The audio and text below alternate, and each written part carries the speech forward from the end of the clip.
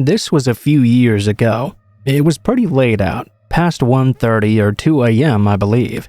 I was living with this boy who was pretty abusive, and he had gotten really jealous at this party we were at earlier that night. Not even an hour after we'd gotten home, he tossed me out onto our front porch and locked the door behind me. I was knocking and pleading for him to please let me back inside. I was still wearing what I'd worn to the party, and it was freezing out that night. I wasn't sure what to do. He had my phone, my purse, and my wallet in the house with him, so all I could do was sit on the porch crying. When he turned off the lights both outside and inside, I knew he was not going to let me back in. I felt so helpless and cold. I thought about knocking on a neighbor's door, but I had anxiety about waking any of them up and causing trouble for my boyfriend. Instead, I decided I would try to walk to this gas station and motel less than a mile away so I could use their phone to try and call a girlfriend of mine and see if I could sleep over with her instead. Ironically enough, the road I was walking on, Donner Pass Road, was so freezing cold that it was fitting. But anyway, a little bit into the walk, this tall white pickup truck was approaching on the opposite side of the road I was on. I tried not to make eye contact for obvious reasons, but then I heard the truck stop and begin to make a U-turn. My heart began to pound fiercely. I froze up and forced myself to speed walk at the very least. The truck pulled up to me, and this guy rolled down his window and asked what I was doing out this late at night. I told him how I was going to meet my friend at the gas station, and she was expecting me quite soon. He smiled and offered me a ride. I said no thank you, citing that I didn't like to hitchhike. Well, that's good. I don't pick up hitchhikers or anyone. You don't look like a hitchhiker though. You just look like someone who needs some help. He kept on driving next to me and told me I shouldn't think he was a creep. He pulled out what looked to be a police badge and told me he had just gotten off duty, which is why he was in civilian clothes and out so late. He said he wouldn't mind driving next to me just to make sure I got to where I was headed to safely.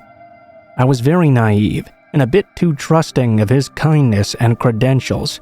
When he offered me a ride again, I said it would be nice because the gas station wasn't that far anyway. He popped the door open and I hopped in. The radio was down low. It was a little bit messy inside. The ashtray was full of cigarettes and there were tons of newspapers lining the passenger floor. I was moving my feet when some of the papers shifted, showing a pair of handcuffs, some coffee cups, empty water bottles, rags, a highlight-colored bandana, and some various other garbage. He apologized, saying it was a truck he took out hunting, but it was super warm, so I was happy for that. And I didn't mind the mess at all. He told me his name was John. He asked why I was so scantily dressed without a jacket. I started to tell him about the party and the fight I'd been in with my boyfriend. He was super charming and attentive. He even joked that he could go back and arrest my boyfriend right now if I wanted.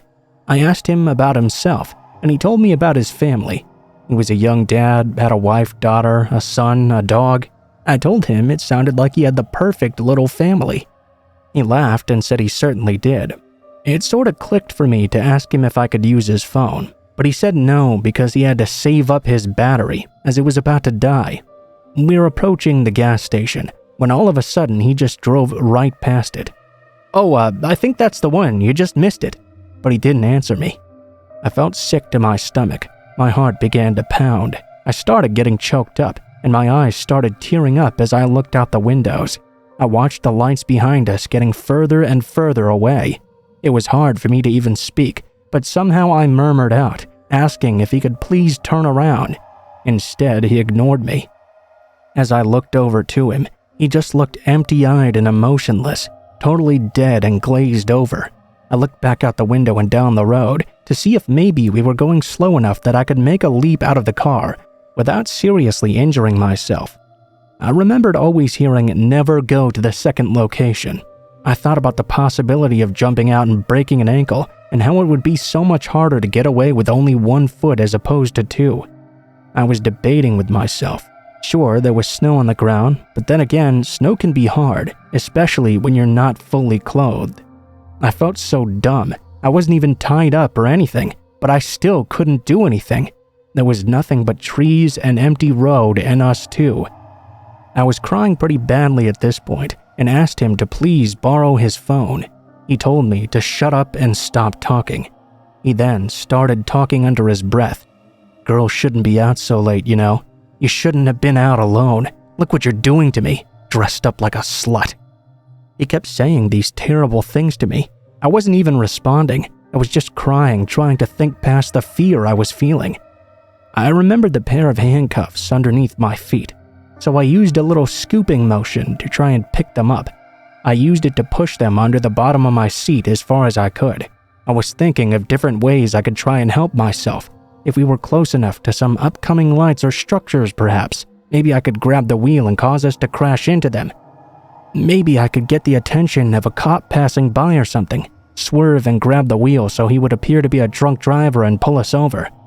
I even had the thought that maybe this man was just having a weird night, how I didn't want to do anything to hurt him, but I told myself that sort of thinking got me into this mess in the first place. He pulled off the road where there were still woods on both sides of us. On his side, the wooded trees were closer to the road. On mine, there was a small gap fully covered in thick snow, just before the tree line. He turned off the car and coldly said there was something wrong with the engine and to get out right now. He grabbed the keys and was stepping out of the car. I grabbed onto the center console and cried and pleaded for him to not make me get out with him because it was too cold with what I had on. He turned to face me, door still open, and shouted at me to get out right now. I dug my fingernails deeper into the console. I was crying. "Please, John, I'm so cold and scared." I was thinking of everything I'd ever heard. Humanize yourself. Use first names. He stared at me in this way I can't even begin to describe. I wouldn't even know how to start. He climbed back in the car. I slinked back toward my window, scared he would simply drag me out by force. He turned off the headlights, and everything went dark. He stared at the steering wheel for what felt like years. He lit up a cigarette and looked out his window, then back at me. He could hear the newspaper shuffling on the ground as I was adjusting my legs, but while still staring out his window, he asked me if I thought about running. He told me if I did, he had a quick way to get me exactly where he wanted me. Oddly enough, I had been thinking of running just minutes before that, but reasoned that if he wanted me out of the car, I should definitely stay inside. Otherwise, he'd simply chase me or shoot me. I think at that point, I finally hit the reserve of my courage, and instead of panic, there was simply numbness and exhaustion. There was still an occasional tear or two, but I just went completely numb. It was dead quiet. But finally, I just barely audibly told him that my friend was still waiting for me. I asked about his wife and children. He very plainly told me he didn't have either, and that his house was simply empty. I asked him what he was thinking about. "I'm thinking about what to do with you." He didn't say it angrily though. He just said it coldly, which sort of scared me more. I started getting worked back up and crying. At that point, he told me not to cry anymore and turned the car on, offering me some heat. I told him all I wanted to do was go home. Eventually, he started driving. He kept driving until we approached a gas station.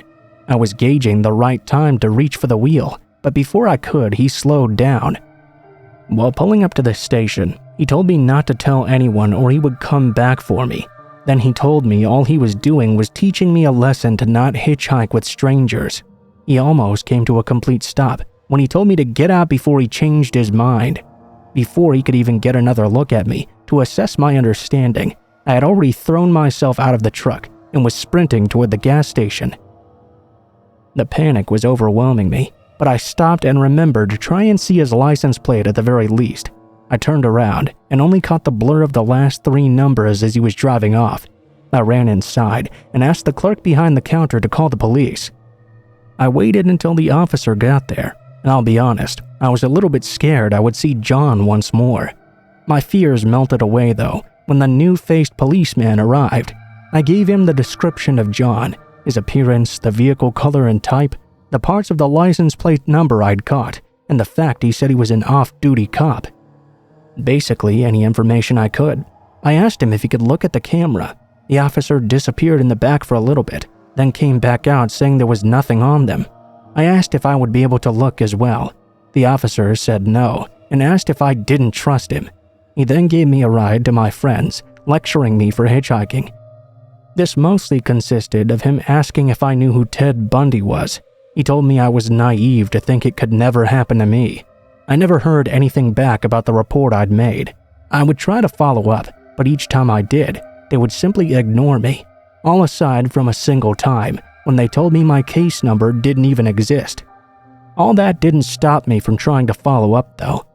Throughout the months and years, I asked my friend whose home I slept over at that one night if she'd ever heard of any weird things or anything like that since that incident happened. If anyone up there had ever said anything about it. She always said no, though. I sort of let it go and tried to tell myself that maybe he actually was just trying to teach me a lesson or something. I mean, I definitely never hitchhiked again, so if it was a lesson, it certainly worked. I never heard anything back having to do with the case. I never heard any other odd experiences up there, so maybe it was just one man trying to teach me something. Sometimes, though, I think I tell myself all of that to help me sleep better at night. It was all so real. Even if it wasn't real, though, I'm glad I didn't get out of that car into the woods that night.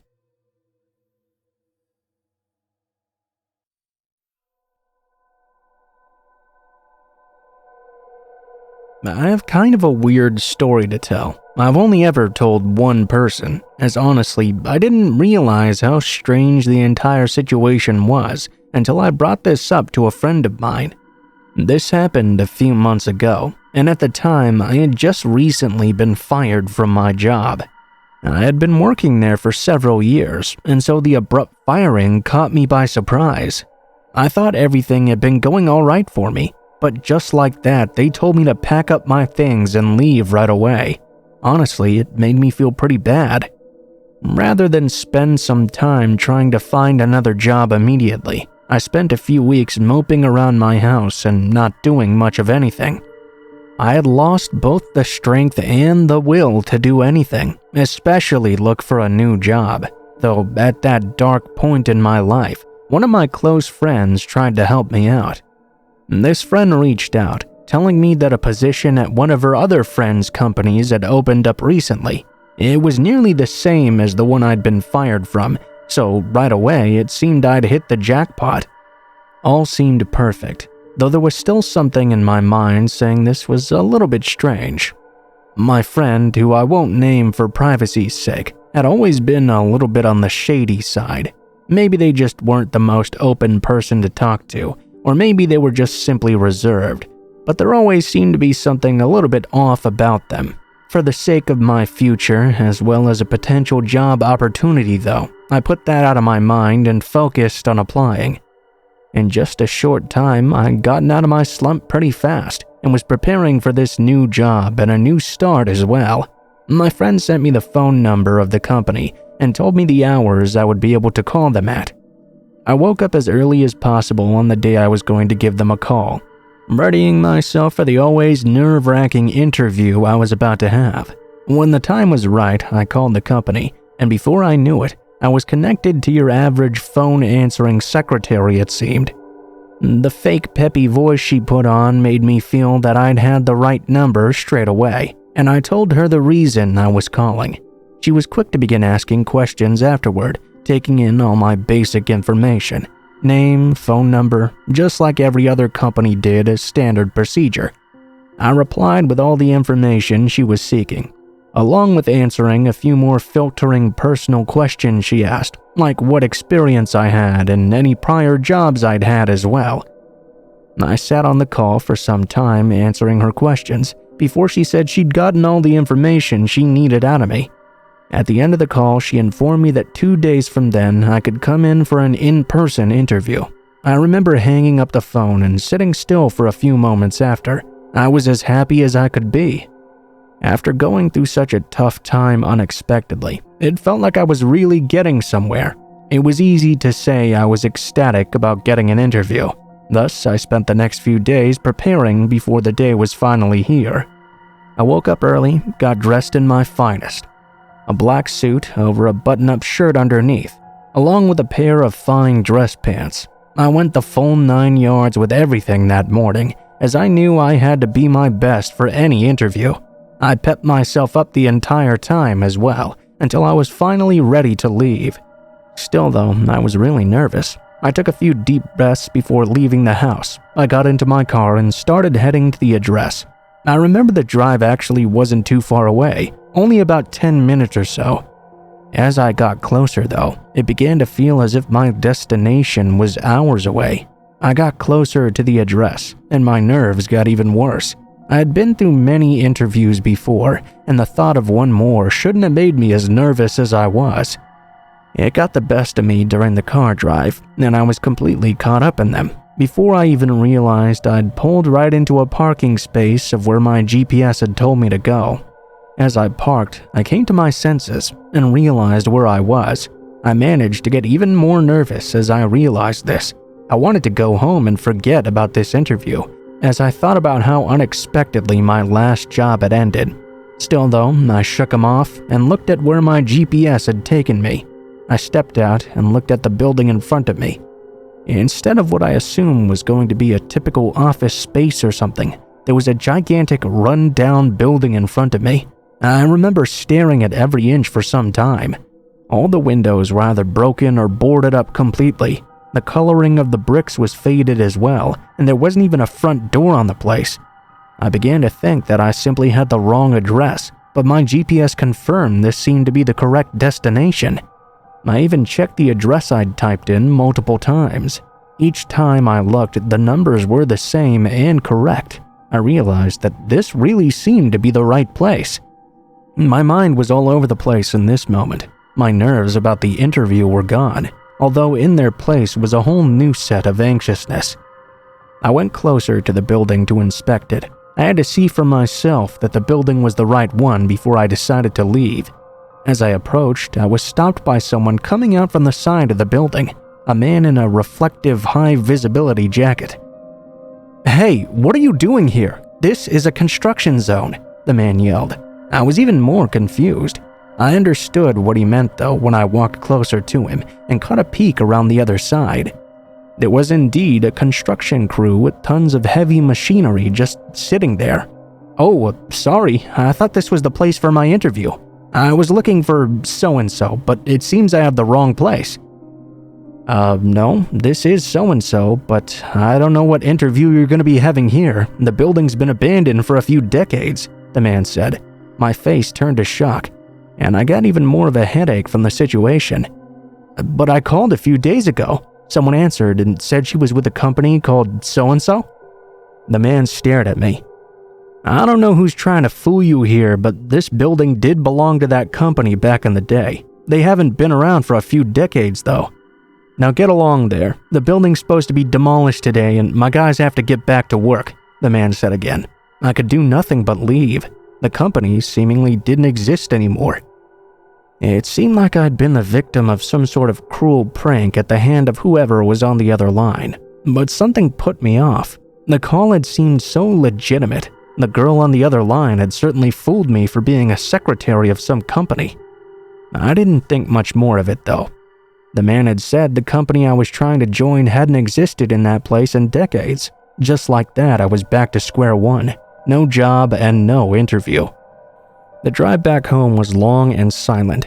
It hardly even fazed me just how weird the encounter had been, as all I could think about was now I wasn't even able to have that much to be excited about. I got home and went right back to where I'd started. I holed up in my house for a couple of weeks, not having the motivation to do anything, as I once again found myself in a depressive episode. As more time went by, I slowly healed again, and found the will to look for a job once more. This was several months ago, mind you, and since then I fixed myself even more. I was able to find a new job, much better for my own health than the one I'd been fired from.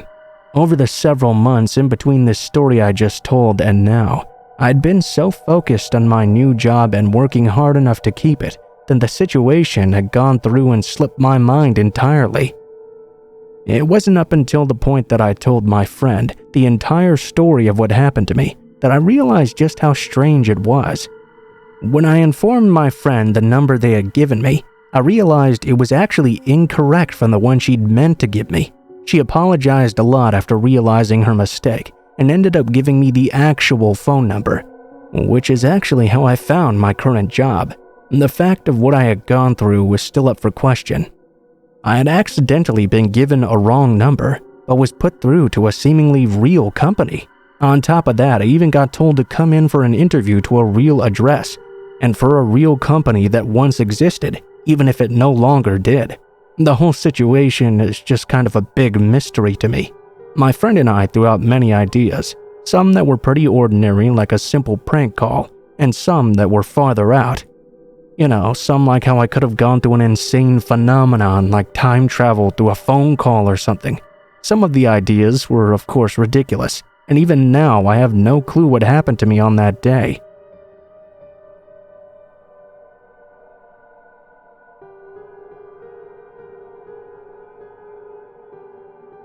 I had a really scary experience when I was a little girl, around the age of 8 years old.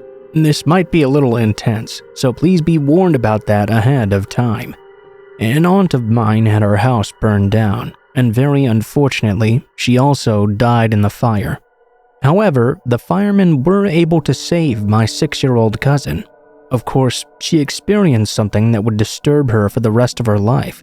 My aunt had been a single mother. She hadn't seen or heard from the father in years, so he wasn't able to take custody of his daughter.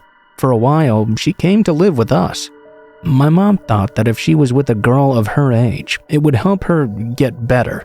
It was really hard living with her and trying to get her to do anything. I used to love tea parties and would hold them often. I couldn't really get her to take part in them at all though. She would just understandably sit there silently and look sad. She rarely talked, and the only time she once did was to say, "That cup is empty," as if she didn't know we were supposed to just be playing. The girl slept in the same room as me, as I had 2 twin beds in the room. It was fine, and for the most part she seemed to sleep well. Occasionally though, she would have very bad nightmares and would wake up in the middle of the night screaming. My mom would always come to the room and grab her, hug her tight, and try to make her feel better. I have to admit, I didn't like having her around. At only 8 years old, I guess I couldn't really appreciate what she was going through. I feel really bad about that now, especially since I've never had to lose my mom. But something about her creeped me out. She was always so quiet, only communicating with people mostly with nods and shakes of the head. She would occasionally walk into the room and look around at everyone without coming in, and sit down in place. Then, after a while, she would turn around and leave without a word. It was kind of creepy. One time, my mom took us for a walk. We lived in a 2nd-story apartment. When we left the apartment, she stopped and looked at the window to it. I tried to get her to keep walking, but she didn't want to. My mom didn't notice at first, and didn't notice when I asked the girl what she was looking at. In a very rare moment of her actually talking, she told me, "Mommy is in the window." Of course, that chilled me, and I didn't want much to do with her. When my mom came over and told us to keep up, she went ahead and started walking alongside my mom. As I looked up at the window though, I thought I saw a woman standing behind the sheer curtain. I felt my heart jump in my chest. I ran forward and grabbed my mother's hand. After that, I began to get a little bit scared of that house. I normally didn't, but that experience was enough to be pretty terrifying. The scariest thing though happened at night, and if I recall, it was about a week after what we saw in the window that day. My cousin and I were pretty soundly sleeping when I heard some sort of creaking noise that woke me up from my sleep. I looked over at my cousin's bed, only to notice that she was sitting up in it. She was rocking back and forth, and that was what was making the creaking sound. She was just doing it over and over again. I called out to her, trying to get her attention. However, she wouldn't respond to me in any way. She just kept rocking back and forth, staring at a certain area. I turned and looked to where she was looking at, only to realize that it was the bedroom closet door, and the door was wide open. We always kept the door closed when we were sleeping. I asked my cousin if she saw her mom in the closet again, remembering what she'd told me about last week. At first, she didn't respond, but when I asked her again, she turned and looked at me. "That's not my mommy in the closet," she told me. I looked back to the closet and saw the shadow of a person standing inside. I screamed for my mom at the top of my lungs. My mom rushed into the room and immediately turned on the lights. She saw that both of us girls were terrified and asked what was going on. I told her someone was hiding in our bedroom closet. My mom went in and searched, but somehow she didn't find anything. Both of us assured her that we'd really seen it though. My mom took us both into her room and let us sleep with her that night. Although we didn't sleep great, it was the only way either of us could have gotten any sleep at all. My cousin stayed with us for about another 3 months. After that, a paternal aunt asked my mom if she could take custody of the young girl. My mom was okay with that, mostly because the aunt was very wealthy and she thought she could provide a better life for her. I didn't see that cousin ever again. After she left, I didn't see any figures in the window either, or in that closet ever again. I went back to sleeping comfortably in my own room.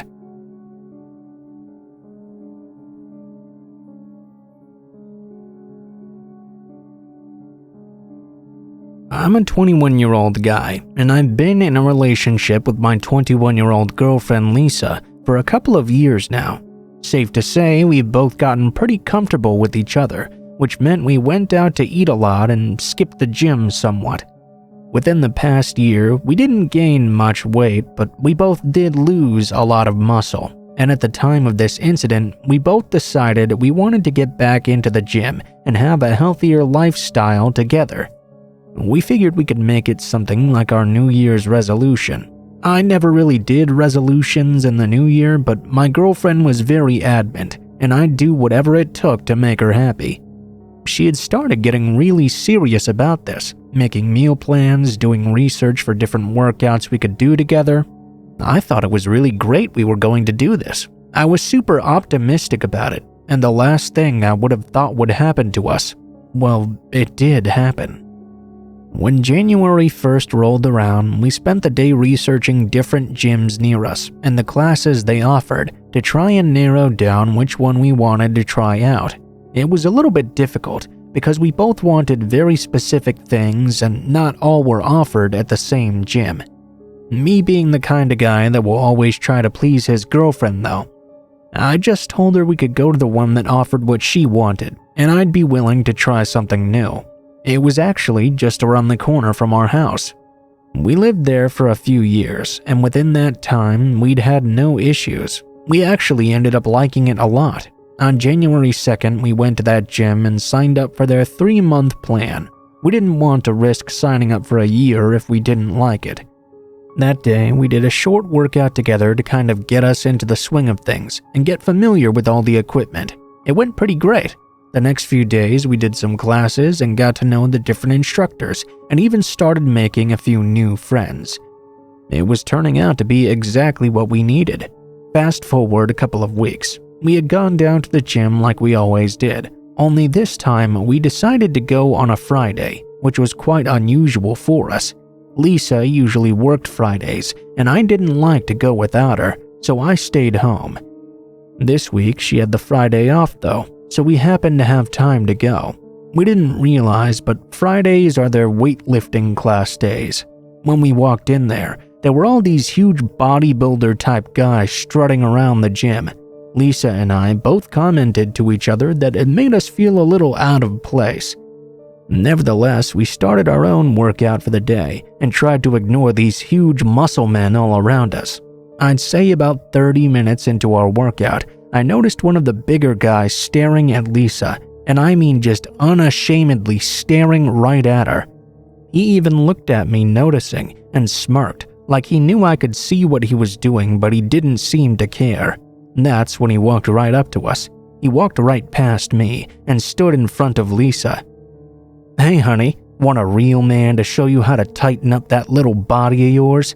Lisa looked at me. Of course, she was uncomfortable by this comment.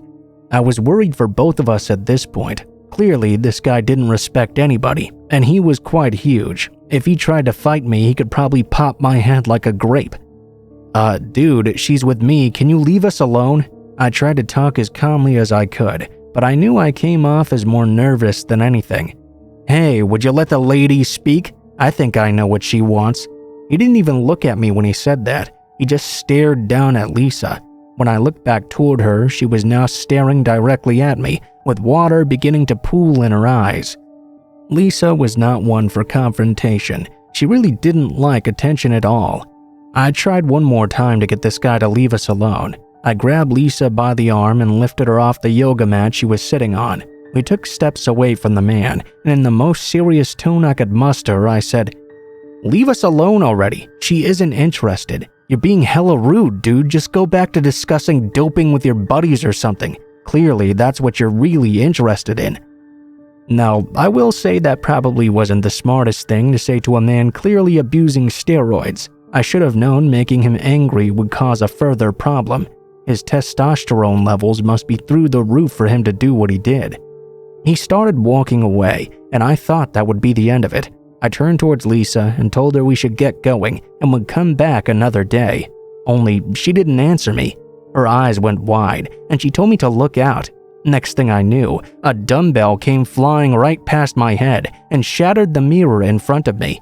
I turned around quickly and saw the same guy picking up another dumbbell to hit me with, getting ready to throw it, before his friends all tackled him.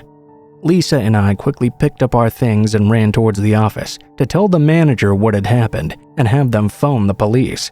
When the police got there, they arrested the man, who was subsequently banned from the gym. We decided to press charges, but were informed we probably wouldn't hear anything about the case for a couple of weeks while it was being processed. And they were right. For the next couple of weeks, we heard nothing about the man. We did ask the police department, though, to let us know if he was released. We didn't really think he was going to do anything, having calmed down since, but we still wanted to be as cautious as possible just in case. Lo and behold, 3 weeks after the incident, we got a call that he was out, and it freaked us out a little. We figured we would never run into him again, though. Where we lived was a big city, and we didn't really go out much anyways. We continued going to the gym as usual, and nothing like that happened again. We were beginning to feel comfortable once more, or so I thought. A few days passed since the man had been let out, and we had just gone to bed for the night. We were meticulous about closing all our doors and windows and locking everything up. We were actually both pretty paranoid about someone breaking in, since our neighbors had been robbed a few months back. Around 2 a.m., I was woken up by Lisa frantically shaking me, telling me someone was in the house. There's not many things that can make you wake up that fast, but that's definitely one of them. I leaped out of bed and grabbed the bat I kept underneath. I walked toward the bedroom door and opened it just a crack to see out. Man, let me tell you, I was absolutely shocked to see, you guessed it, roid head standing in my living room. I shut the door while making as little noise as I could and locked it up. I whispered to Lisa to call the police and tell them someone was in our home. She started freaking out on me, and I had to try to calm her down so he wouldn't hear us. I opened the window that led from our bedroom into the side yard and instructed Lisa to climb outside. After she did, I got out next and made sure to close the window behind us, just in case he managed to get into the bedroom. I didn't want him to know where we'd gone. Lisa called the police and told them what was going on, and they told us to go to a neighbor's house and wait for officers to arrive. Just as we opened the side gate to exit the backyard, I heard a loud crash coming from inside.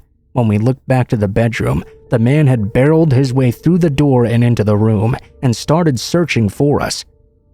Lisa and I rushed out of the yard and banged on our neighbor's door till they let us in. The police were there in 15 minutes, and we watched through our neighbor's window as they escorted the man out of our house in handcuffs. They ended up telling us they found rope, duct tape, and zip ties in the back of his car, along with a gun and a couple of knives. He eventually confessed that he found our names from us pressing charges against him, since that's public record or something, I guess. Knowing our names made it easy for him to find our address online. The police obviously had enough evidence to charge him with home invasion and attempted abduction. His bail was set so high he couldn't possibly afford it, which we really appreciated. He got 5 years in prison, which to us seemed pretty fair, I guess. We moved out of that house and into a different one closer to Lisa's parents, just to be sure he wouldn't be able to find us whenever he did end up getting out of prison. He never really said why he broke into our home or what he was going to do to us that night, but good God am I glad I never had to find out.